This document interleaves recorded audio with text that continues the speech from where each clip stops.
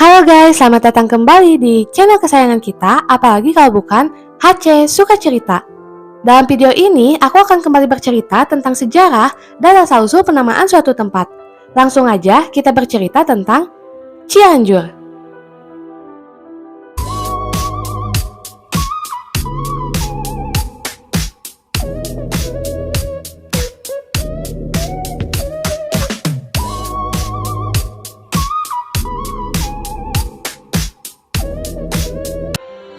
Cianjur menjadi salah satu daerah di Jawa Barat yang memiliki daerah geografis yang cukup luas, sekitar 350.148 hektar.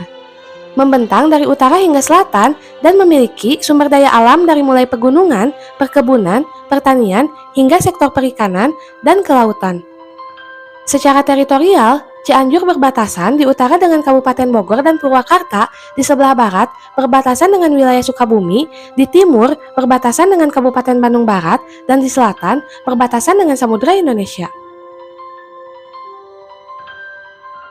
Pemukiman di sekitar Cianjur pertama kali dibuka oleh Raden Jayasasana, putra dari Arya Wangsa Goparana yang berasal dari Talaga dan masih keturunan Sunan Talaga.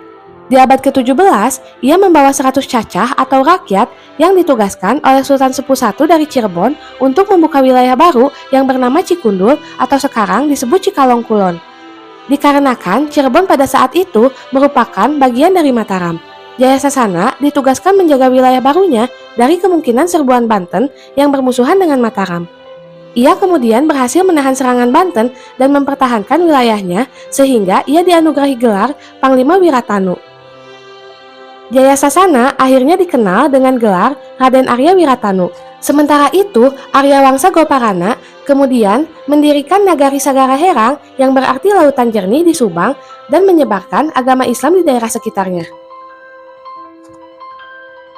Sementara itu, Cikundul yang sebelumnya hanyalah merupakan subnagari menjadi ibu nagari tempat pemukiman rakyat Jayasasana. Setelah Jayasasana atau Raden Arya Wiratanu I wafat, pemerintahan dilanjutkan oleh anaknya yaitu Wiratanu II yang memindahkan pusat nagari ke daerah Pamoyanan, di mana pusat nagari ini mulai tahun 1680 disebut Cianjur yang namanya berasal dari sungai Cianjur yang membelah daerah ini. Setelah kemerdekaan Indonesia pada tahun 1945, Cianjur menjadi bagian dari Provinsi Jawa Barat dan pada tanggal 15 Desember 2007, Cianjur resmi ditetapkan sebagai kota otonom melalui Undang-Undang Nomor 29 Tahun 2007 tentang pembentukan Kota Cianjur. Sejak menjadi kota otonom, Cianjur terus mengalami perkembangan dalam berbagai bidang termasuk ekonomi, infrastruktur, dan pariwisata. Kota ini juga memiliki potensi alam yang indah seperti Danau Situ Cipondoh dan pemandian air panas Cipanas yang menjadi daya tarik wisatawan lokal maupun mancanegara. Seperti cerita sebelumnya, asal-usul penamaan tempat selalu memiliki beberapa versi. Begitu pula Cianjur. Ada yang menyebutkan asal-usul nama Cianjur berasal dari kata Ciandeyur yang merupakan gabungan dari dua kata dalam bahasa Sunda, yaitu Ci yang berarti air dan Andeyur yang berarti hulu atau sumber, sehingga Cianjur dapat diartikan sebagai tempat di mana sumber air berasal. Ada pula yang menyebutkan asal-usul nama Cianjur sendiri berasal dari kata Ci yang berarti sungai dan Hujur yang berarti jauh. Jadi dapat disimpulkan Cianjur berarti sungai yang jauh. Nama ini konon berasal dari legenda bahwa kota ini dulunya dikenal sebagai wilayah yang jauh dari ibu kota kerajaan Sunda di Pakuan Pajajaran yang sekarang kota Bogor. Ada pula kisah yang beredar di masyarakat yang melatar belakangi penamaan Cianjur. Dahulu kala di sebuah desa yang subur, ada seorang tuan tanah yang kaya raya. Ia menguasai sebagian besar sawah dan ladang di desa itu. Dari sawah dan ladangnya, tuan tanah ini memiliki hasil panen yang melimpah ruah. Namun, ia sangat kikir, sehingga warga setempat menjulukinya dengan sebutan Pak Kikir. Rupanya, Pak Kikir tidak hanya bersikap kikir kepada warga setempat, melainkan juga kepada anaknya sendiri. Suatu hari, ada seorang kakek memohon meminjam beras untuk cucunya yang belum makan. Tapi, Pak Kikir tidak mau memberikannya. Mendengar hal itu, anak Pak Kikir mengambil satu rantang beras dan diberikan kepada kakek tersebut. Ternyata anak Pak Kikir dikenal sering membantu warga, terutama untuk warga yang miskin. Sifatnya memang berkebalikan dengan ayahnya. Musim hujan tiba dan penduduk tengah bersiap-siap untuk memasuki musim tanam. Mereka mengadakan kenduri sebagai permohonan supaya sawah dan ladang terhindar dari hama serta diberikan hasil panen yang melimpah. Begitu juga Pak Kikir, ia mengadakan kenduri agar hasil panennya melimpah. Pak Kikir mengundang warga desa ke rumahnya, tapi ia hanya menyediakan makanan yang sangat sedikit dan tidak semua tamu kebagian. Saat warga tengah berada di rumah Pak Kikir, seorang nenek tua datang dan meminta sedikit nasi. Namun Pak Kikir tidak mau memberikan, malah menyuruh nenek itu pergi. Anak Pak Kikir yang melihat kejadian tersebut langsung menyusul nenek itu dan memberikan sebungkus nasi. Nenek itu mengucapkan beribu terima kasih dan mendoakan anak Pak Kikir hidupnya mulia.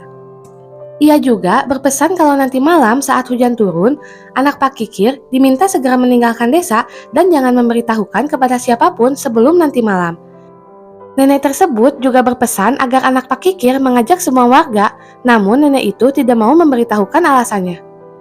Rupanya pada malam hari, hujan mulai turun. Anak Pak Kikir mengajak ayahnya meninggalkan desa seperti pesan sang nenek. Namun, Pak Kikir tidak mau mempercayai perkataan anaknya sehingga menolak meninggalkan desa, karena ia berpikir meninggalkan rumah dapat membuat hartanya dijarah. Akhirnya, anak Pak Kikir memilih untuk memberitahu warga dengan memukul kentongan. Ia mengajak warga desa untuk meninggalkan desa tersebut. Tiba-tiba, nenek yang meminta nasi saat kenduri itu muncul dan menyuruh warga desa segera meninggalkan desa tersebut. Semua warga desa menurut dan meninggalkan desa ke bukit kecuali Pak Kikir yang tidak mau meninggalkan rumah demi melindungi hartanya. Hujan semakin deras, kilat semakin menyambar-nyambar, dan air hujan pun semakin membanjiri desa tersebut. Pak Kikir panik dan minta tolong, namun tidak ada satu warga pun di desa itu. Ia tenggelam bersama hartanya. Keesokan harinya, warga melihat desanya tenggelam dari puncak bukit. Mereka segera mencari lahan baru untuk tempat tinggal. Warga mengangkat anak Pak Kikir menjadi pemimpin desa. Di desa yang baru tersebut, anak Pak Kikir membagikan lahan secara adil. Warga mematuhi anak Pak Kikir dan bergotong royong membangun saluran irigasi. Semakin lama, desa tersebut memiliki banyak sawah dan saluran irigasi serta semakin makmur. Desa tersebut dikenal dengan nama Desa Anjuran.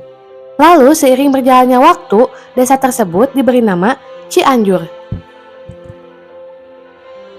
Oke guys, itulah sejarah dan asal-usul Cianjur yang dapat aku sampaikan. Semoga video ini dapat menambah informasi bagi kalian yang mendengarkan, dan jangan lupa support terus channel ini dengan cara like, komen, dan subscribe. Bye-bye!